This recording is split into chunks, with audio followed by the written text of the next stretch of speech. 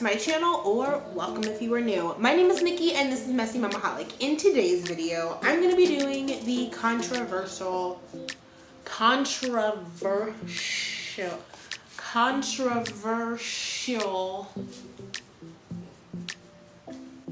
you know, that tag. Basically, if you haven't heard of this tag, it is asking what side of the fence you are on different topics when it comes to parenting.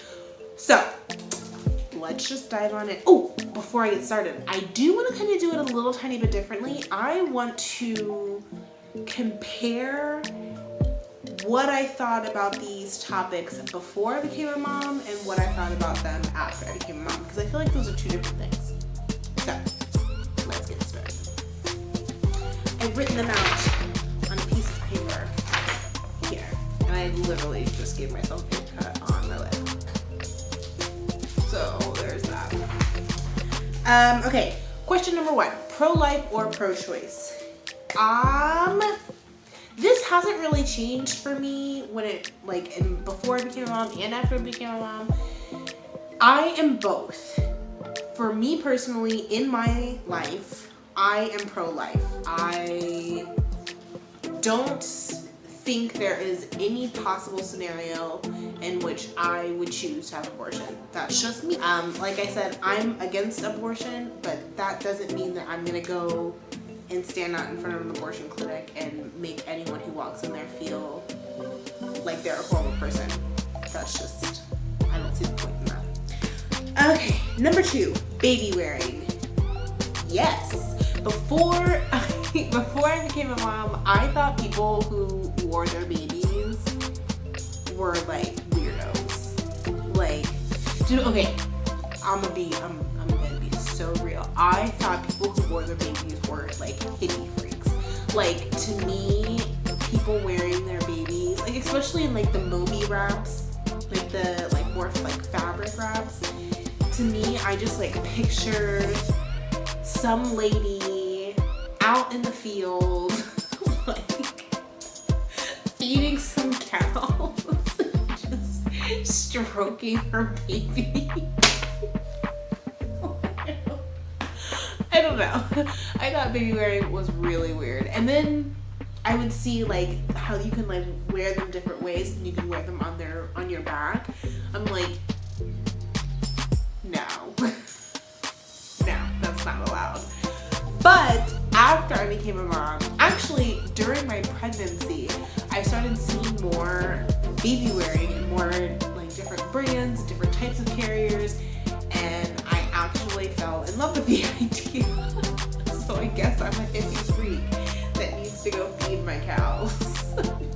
I love baby wearing. I had the Moby and I used it quite often, but then I would say up until Raiden was about 4 or 5 months, and by this point he was already starting to crawl, so he wasn't really into the whole staying in one place, so we only used it for a small amount of time, but I loved it while I had it. Number 3 is circumcision. Before I became a mom, honestly thought that people only chose between circumcision and not getting their child circumcised because of religious reasons. That is, I had no idea that there was any other type of study or opinion into why you would not want to have your child circumcised. I was unaware of it. And then once we found out that we were having a boy, my doctor asked if we were going to be having him circumcised. So I just said yes. Just, that to me, that's just the normal. That's just what you do. And as we got further into the pregnancy, I started doing a little tiny bit more research, not a crazy amount of research, but just a little tiny bit more research, and I got a little concerned, so I talked to my doctor about it, and after the conversation having with my doctor, we decided that it was just best for us to go ahead and circumcise him.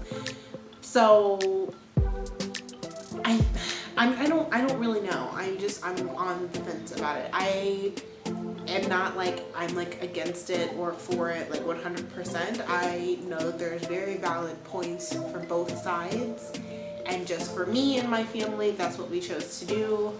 I would be open to getting more information and kind of hearing a little bit more of the other side if we were to have another boy. Done. Number 4, adoption. This hasn't changed from before I was a parent to after I was a parent. I am 100% for adoption. I am adopting myself. I don't know where I would be in my life if I would not have had my adopted family. So yeah, baby piercing. Before I was a mom, why not? I had my ears pierced when I was like 3 months old or something, so like why not? After I became a mom, now I don't have a daughter, so it's not really like super relevant, but I would never do it. I think it's kind of pointless. Don't get me wrong, little girls look so cute with their little ears pierced, but at the same time, like, you are putting a hole in their body for jewelry. For what reason? Like, I don't think it's a good idea. Number 6, breastfed versus formula fed. Before I became a mom, I honestly was a little weirded out by the whole breastfeeding thing. I know it's like supernatural and it's like, you know, what's best for the child, but I thought that if I ever had a kid that I would not be breastfeeding. But when I became pregnant, I was like, I don't see any other way besides breastfeeding. I'm not against formula feeding, not against it at all. I recommend trying breastfeeding if you can, but I'm also not against those moms who choose that they don't even want to try it, that they just want to go ahead and formula feed, because fed is best. Number 7, cried out method. Before I was a mom, I was like, whatever. I didn't really care. After I became a mom, in his first couple of months, I was like, you make a baby cry it out and you are the devil. Like, why would you, what's the point? I honestly thought of it as a form of child abuse. But fast forward to now my child's a year old, I can see the points of crying it out, but I would say it to an extreme.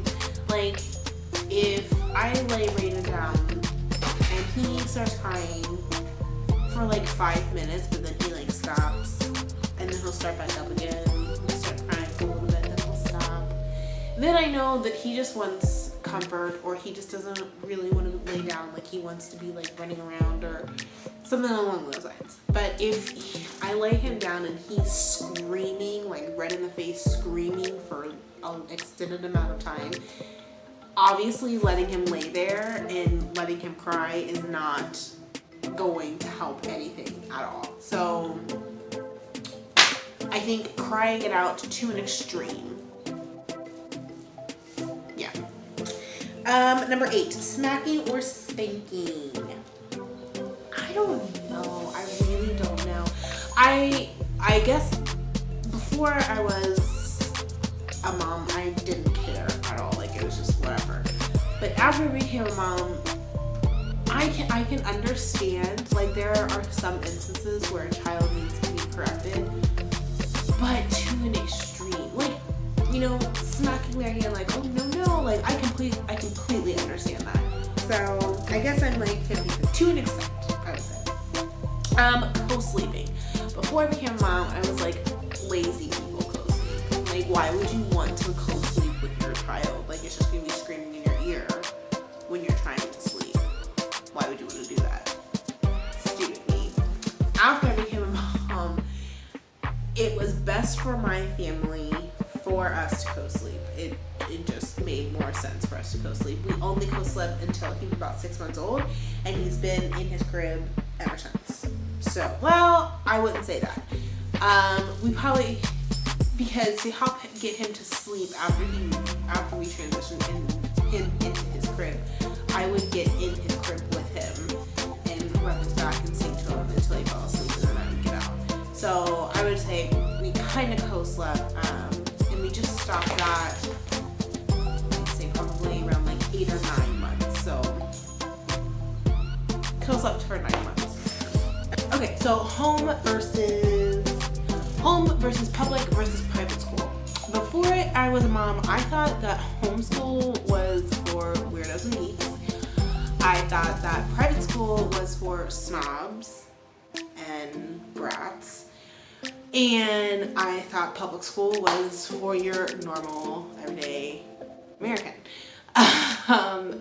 Fast forward to after I became a mom, I completely think differently about all of them now. He's only a year old, so we have a lot of time to kind of think about it, but I think it's really important to pick the right kind of school, especially in this day and age where I feel like almost every other day there's another story of a school shooting that is going on. So I don't think it's necessarily homeschool versus public school versus private school and like what's the best one altogether. I think it's more what's the safest, what's the best way to get your child educated, and what's going to, I mean, because school is still a big part of their childhood, so you still want them to be able to create those memories and create those experiences that they're going to use later on in their life. So where can they get that exposure to the correct things to help them develop? I wish that I could homeschool solely because I want to be able to keep him safe from school shooting. Okay, number 11, vaccinations. This has not changed from before I was a mom to after I was a mom. And this is the only topic in this entire tag that I will try, or that I will even, not even try, I'm just gonna flat out say it, that I am right, and if you disagree with my side, then you are wrong. Like, that's just, vaccinate your children. Just do it. Like, I don't even want to get fully into this right now because I feel like I will go on and on and on and on, and then I'll get people really mad, and then yeah. So all I'm gonna say is, from before I was a mom to after I was a mom, I still agree with myself. You need to vaccinate your kids. It's just, it's common sense. Number 12, medicating your child. Okay, I feel like this is a very broad topic. When it comes to like, okay, for example, when Raiden is teething, I will be more than happy to give him Tylenol or Motrin, but only after I've tried other more natural remedies. And if those don't work, then we are all for, you know, the over-the-counter medicine. In regards to something a little bit more serious, such as if down the road he gets ADHD, I would choose not to medicate. And I'm saying that out of experience. I have ADHD, and as a child, that was my parents' first thing they did was put me on some sort of medication instead of trying to find any other alternative to. So when it comes to my child, if he were to have some sort of something happen where he needs to be medicated from the doctor's standpoint, we would try every other alternative option before we got to the medication. Last one, cloth versus disposable. Before I was a mom, I thought cloth diapers were for hippie people. I guess as a child and a teenager, I really had it against hippies. Like, I thought they were horrible people. I'm assuming, I guess, I don't know. But Raiden was in cloth diapers. He still is in disposable diapers. He still is in disposable diapers. But I wouldn't be opposed, if we were to have another child, I would be opposed to looking into cloth diapers. It's not necessary to look into it right now for Raiden because he's actually we're probably going to start potty training him here within the next couple of weeks. So I don't see the point in investing in cloth diapers that we're only going to use for like a month. But yeah, I think that there's a lot of really good reasons behind cloth diapers, and I think they have a really good message behind them, but I'm also not against disposable diapers. Like, I understand the convenience behind them, and So pick your poison, I guess. Alright, that is it. I hope you liked this video. If you did, give it a thumbs up. If you have done this video or if you've done this tag, link it down below in the comments because I definitely want to watch it. If you are thinking about doing this tag, I will leave the questions down in the description and let me know as soon as it's done so I can go and watch it. Oh yeah, if you haven't already, definitely hit the subscribe button so that you can see all of my amazing videos when they come out. And that's it. Like, subscribe, comment. Boom, boom, boom. There you go. Alright guys, thank you so much for watching. I'll catch you in the next one.